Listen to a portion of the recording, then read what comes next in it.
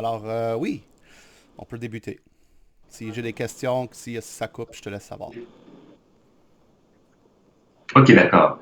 Donc, je disais que, comment dirais-je, grand merci encore pour, comment dirais-je, pour le temps, hein, et l'implication dans, comment dirais-je, le projet sur les écosystèmes. Donc, ton apport est vraiment hyper apprécié. Ça me Ouais. fait plaisir. Et donc, pour commencer, hmm, j'aurais voulu savoir, est-ce que tu, de ton entreprise, de ce que tu fais? Mhm. Oui, absolument. Alors, moi, j'ai quitté la région de Montréal après avoir travaillé dans l'industrie du jeu vidéo et de la 3D pendant plusieurs années. Par la suite, j'ai voulu revenir dans la région de l'Estrie à Sherbrooke pour pouvoir être plus proche de la famille, des amis et tout ça, pour partir mon entreprise ici dans cette région. Moi, pour le moment, on offre des services de 3D. Alors, c'est-à-dire Mhm. de la modélisation en 3D, de l'animation en 3D, les mouvements de personnages, la performance de personnages, alors du acting, mais aussi on offre au niveau de la conceptualisation en 2D, en 3D, tout ce qui est au niveau art numérique, euh, particulièrement pour les jeux vidéo. Alors, c'est mon domaine principal, mais on peut aussi faire des pubs, des annonces ou du divertissement au niveau de l'événementiel aussi. Alors, nos clients, eux, ils viennent d'un peu partout. Et puis, ils ont des besoins de 3D, de l'imagerie numérique 3D, et on offre ces services-là. Mhm. Mhm. Quand tu dis que les clients viennent d'un peu partout, est-ce que tu peux m'en parler un peu plus? Quels sont les principaux, comment dirais-je, quelles sont les relations que tu entretiens avec eux aussi? Oui, Mm. certainement. En fait, ça peut être des clients dans le jeu vidéo. Ça peut être des clients par exemple, ceux qui font de l'imagerie numérique pour l'industrie du gambling, des casinos. Ça peut être le mobile au niveau des jeux vidéo, ça peut être sur les jeux mobiles au niveau des portables téléphoniques ou iPad ou aussi du console, alors PS3, 4, Xbox, Switch, aussi l'ordinateur, ou aussi on fait du VR aussi. Alors tout au niveau de toutes les plateformes qu'il pourrait y avoir au niveau du jeu vidéo, Mhm. on offre ces services-là. Aussi, on travaille dans l'événementiel. Alors, au niveau des projections sur des immeubles ou dans la nature, on peut travailler, faire des imageries numériques qui vont nous permettre de projeter des images sur des gros rochers ou des côtes, des falaises, des choses comme ça. Euh, ou aussi, des fois, nos clients, eux, ça ne veut pas nécessairement dire qu'ils sont dans le divertissement. Ils peuvent aussi faire des applications en 3D pour, par exemple, l'industriel. Alors, que ce soit de la machinerie, que ce soit dans l'industrie, l'usinage, des choses comme ça. Et puis, alors c'est vraiment très diversifié. Et puis, on est en mesure d'offrir des services de 3D euh, pour toutes sortes d'industries différentes. Mhm. C'est très intéressant ça. C'est vraiment très intéressant. Et qui implique ton projet d'entreprise? Mm. Pardon, vous avez coupé, Constantin. Ok. Je disais, qui est impliqué dans votre projet d'entreprise? Qui est impliqué? Oui, oui, oui, Oui, oui. Ouais. absolument. Alors nous, on est une nouvelle entreprise. Alors on est tout frais. Pour le moment, je suis le propriétaire unique de l'entreprise et je fais affaire avec des pigistes. J'utilise mon network énorme que j'ai développé pendant mon temps à Montréal et à Ottawa pour avoir les artistes et la main-d'œuvre au niveau des artistes techniques nécessaires pour la tâche qu'il y a à faire. Alors souvent, ce que je fais, c'est que je rentre en communication, je fais beaucoup de développement d'affaires pour parler avec les clients, aller les rencontrer à Montréal ou ailleurs par téléphone comme qu'on est en train de faire en ce moment, pour discuter des besoins des clients et par la suite, je mets une équipe ensemble de pigistes principalement pour combler les besoins des clients. Alors, pour l'instant, je suis seul et unique propriétaire, mais je suis aussi entouré de gens euh, qui ont beaucoup d'expérience dans ce que je fais, dans le sens non seulement au niveau de artiste technique, mais aussi en affaires, en comptabilité, en tout ce qui pourrait être de mon côté une certaine ou que peut-être j'ai moins un côté développé. Alors, je fais affaire avec des gens qui sont forts dans leur discipline pour m'aider au niveau entrepreneurial. Alors que ça soit, comme je vous ai dit, en comptabilité, en affaires, ou même aussi avec la relation client, le B2C ou le B2B. Les gens qui ont l'expérience avec comment je peux dire, la négociation avec les clients et tout ça. J'ai des amis, eux, qui sont des amis qui sont très proches, qui me mentorent dans ce que j'ai besoin d'apprendre dans la nouvelle entreprise et dans le nouveau titre que j'entreprends maintenant en tant qu'entrepreneur. Ah, c'est très bien ça. Ça, c'est très bien d'être entouré comme ça, là, c'est vraiment bien. Ouais. Et Juste pour une parenthèse comme ça, pour vous expliquer, oui, ça fait depuis janvier que je suis en affaires. mhm. Par contre, je me suis lancé vraiment à partir du mois d'août. Alors, ça fait pas longtemps que je suis en affaires, mais tout pour dire que dans ce très peu de temps, il y a des choses qui se développent qui sont très positives et qui vont très bien. Alors, les choses avancent très bien. J'en suis incroyablement content et fier. Et puis, je ne vois que du positif pour le futur. Alors, c'était juste pour mettre un peu, pour vous donner une idée que ça fait très peu de temps que je suis en affaires, mais que les choses avancent très bien. Oui.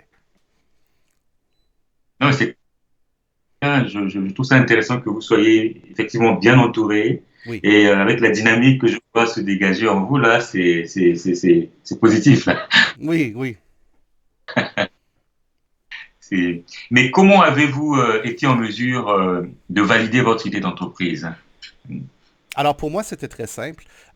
Pour moi, c'est possible que vous ne le connaissiez pas, mais en fait, au Québec, nous, on est très connus à travers du monde entier pour l'industrie du jeu vidéo, l'industrie du film, au niveau des effets visuels, au niveau de tout ce qui est 3D, tout ce qui est imagerie numérique. On est ce qu'on appelle un hub. Il y en a juste quelques-unes à travers du monde qui existent.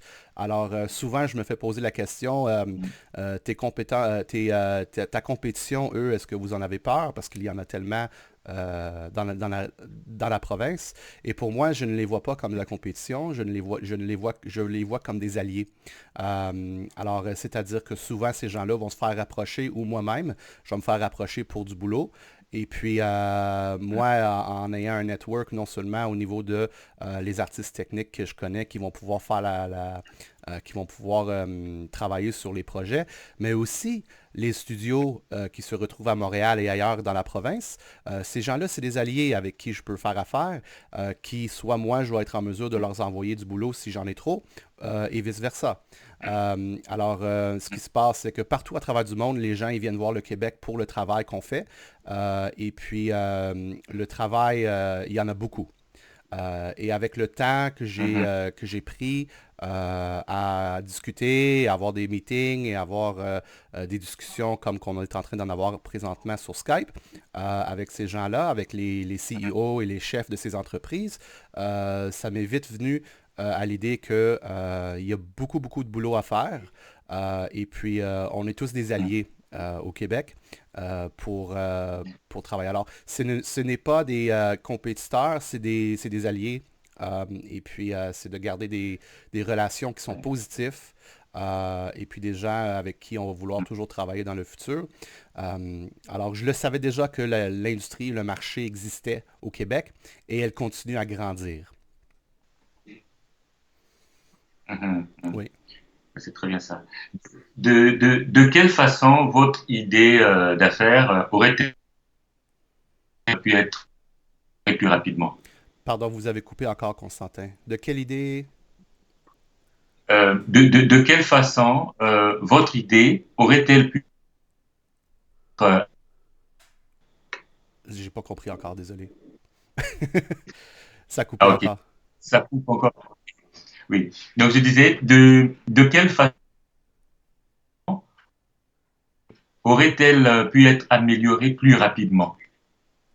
De quelle façon, je vais juste répéter la question pour être sûr que j'ai bien compris. De quelle façon mon idée elle aurait pu être améliorée plus rapidement? Euh, Exactement, c'est ça. Oui. De quelle façon mon idée elle aurait pu être améliorée plus rapidement? Euh, ben, j'aurais dû savoir en même temps. Je vais vous expliquer une petite histoire de ce que j'ai appris. Souvent, les gros projets, même dans le temps que j'étais contractuel pour les entreprises et que j'étais plutôt employé, souvent les gros projets, il y a toujours des délais dans mon industrie. Alors on dit, ah, il y a le gros projet qui s'en vient, ça va être énorme, on va commencer le mois prochain. Et puis c'est jamais le Mm. cas. Alors souvent, il y a il y a beaucoup de- d'éléments variables qui fait que des fois, il pourrait y avoir des délais. Alors, dans mon cas à moi, il y a eu des délais au début de l'entreprise que j'ai commencé en décembre l'année dernière. Pour améliorer et pour avancer les choses plus vite, j'aurais pu être ouvert à des contrats plus rapidement. Par contre, je me suis laissé euh, uniquement disponible pour un client, tandis que j'aurais pu ouvrir la porte pour d'autres clients. Et ça aurait fait que mes affaires auraient commencé plus vite. Alors, ça m'a pris plusieurs mois pour décider de commencer à bâtir une équipe et de pouvoir ouvrir cette porte-là pour des clients, des nouveaux clients. Et au moment que je l'ai fait, c'est là que les choses ont vraiment débuté, ils ont vraiment commencé. Et puis, c'est ça. Alors moi, je vous dirais que oui, j'ai commencé l'entreprise en décembre. J'ai commencé en affaires en décembre l'année dernière, fin décembre. Alors, on peut dire janvier. Mais on peut dire que les choses ont débuté vraiment en août. En août que ça a vraiment commencé à rouler les choses, oui. Mm. Je ne sais pas si ça Tout à répondait à l'heure, vous ta m'avez dit, question. Ouais, allez-y. oui, tout à l'heure, vous m'avez dit que vous travaillez en équipe, hein, avec des pigistes et avec des gens de votre industrie. Oui. Parallèle à cela, vous les idées que vous avez en équipe avec eux. Les idées que j'ai en équipe. Oui, oui, oui. Les idées que vous avez, comment vous les challengez avec eux, oui, en équipe. Alors, en fait, pour l'instant, j'ai travaillé avec... alors, en équipe, si on est pour parler des pigistes, principalement, souvent, on peut arriver à des... alors, ce qu'on fait, c'est incroyablement technique. Alors, on parle de la 3D, et puis tout ça, c'est très... il faut que tous les morceaux alors, tout au niveau technique et les imageries numériques et tout, il faut vraiment que les morceaux se rentrent bien ensemble au niveau technique pour que le tout fonctionne bien. Alors, des fois, ça peut arriver qu'on est un peu tout croche et ça va mal. Alors, dans ces situations-là, il faut vraiment travailler proche avec les programmeurs et les directeurs techniques pour s'assurer que la main-d'œuvre qui est faite, elle se fasse bien, avec une qualité. Alors, nous, on mise beaucoup sur la qualité dans nos services, mais qu'elle fonctionne bien avec les besoins du client et les besoins techniques qu'ils ont déjà mis en place. Alors, il y a beaucoup de communication, il y a beaucoup d'expérience. Alors, moi, je travaille principalement avec des seniors dans l'industrie, alors des gens qui ont déjà plusieurs années d'expérience. Comme ça, euh, tout peut fonctionner mieux au niveau des problèmes techniques qu'on pourrait avoir, on est en mesure de les résoudre le plus vite possible. Alors, ça coûte moins cher au client, ça me coûte moins cher à moi, et tout le monde à la fin de la journée vont être contents avec le service. Alors, au niveau des idées et tout ça, des fois, il y a du troubleshooting à faire. On arrive devant un mur et là, il faut résoudre le problème de façon technique. Comment on va faire pour pour surmonter cette problématique technique. Alors là, on a des discussions, étant donné que tout le monde se retrouve un peu partout à travers du Canada, on va se retrouver sur Skype ou sur des conférences téléphoniques pour résoudre les problèmes avec les gens qui aussi ont une capacité technique sur le côté du client pour s'assurer que tout va fonctionner bien avec les solutions qu'on apporte au client. Mhm, mhm. Je ne sais pas si ça répond à ta Ah, c'est question bien ou... ça. Ouais. Oui, Oui, OK. oui. Et comment dirais-je, ton idée de projet a-t-elle modifié à travers le temps? Est-ce qu'il y a eu des modifications? Si oui, comment? De décembre de l'année dernière Oui. jusqu'au mois d'août, par exemple, ou Oui, même jusqu'à présent d'ailleurs. Oui. absolument, absolument. Initialement, la vision. Alors, la vision, elle a changé. Moi, initialement, au début, la vision de la compagnie, c'était d'avoir avoir un bureau, avoir des employés et puis avoir du staff full-time. Par contre, étant donné que notre roulement financier, étant donné qu'on débute, elle n'est pas assez grande, ou moi, personnellement, j'ai la confiance personnelle au niveau, on peut dire un peu presque psychologiquement, j'ai un peu peur, en fait, de prendre cette responsabilité et d'avoir besoin de m'assurer du boulot pour des employés à long terme. Alors aussi, tu sais, il y a des responsabilités qui viennent avec ça. Alors la famille, tout ça, leur loyer, leur hypothèque et tout ça, de m'assurer que de bien prendre soin des gens. Alors c'est pour cette raison-là que j'ai changé la vision et j'ai envie de plutôt faire affaire avec des pigistes. Souvent, ces pigistes-là, ils comprennent que le boulot, il est temporaire, mais qu'ils sont bien payés, ils sont payés à l'heure. Et puis, ensuite, moi, ça me permet aussi d'avoir, au niveau de la stratégie, ça me permet d'avoir moins de overhead au niveau des prix. Alors, la différence entre avoir des employés et des pigistes, c'est que initialement la stratégie, c'était d'avoir des employés. Mais là, pour l'instant, ça me permet de sauver au niveau de les coûts de licence pour les softwares. Ça me permet de sauver sur les coûts de l'équipement physique au niveau des ordinateurs, des bureaux, des chaises. Et ça me permet aussi d'éviter des coûts au niveau de l'emplacement commercial que je vais devoir, typiquement, les emplacements commerciaux, on les loue entre 3, 4, 5, 10 ans des fois.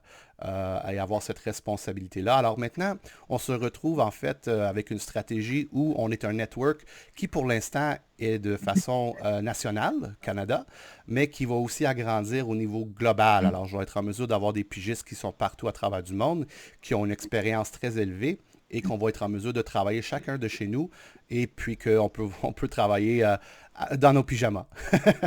Alors, c'est la nouvelle vision, une vision de travailleurs techniques de façon à travers du monde, en fait. C'est ce que je vise. Mhm. C'est très bien. C'est très bien. Et quels sont les principaux besoins que vous avez ou qui restent sans réponse pour le moment Les principaux en lien besoins... avec votre entreprise? Pardon, pouvez-vous répéter la question? Quels sont les principaux Oui, quels sont les principaux besoins que vous avez et qui restent sans réponse pour le moment? Les besoins sans réponse. Très bonne question. Moi, je te dirais, avec où qu'on est rendu là et avec les clients avec lesquels on parle, leurs besoins, pour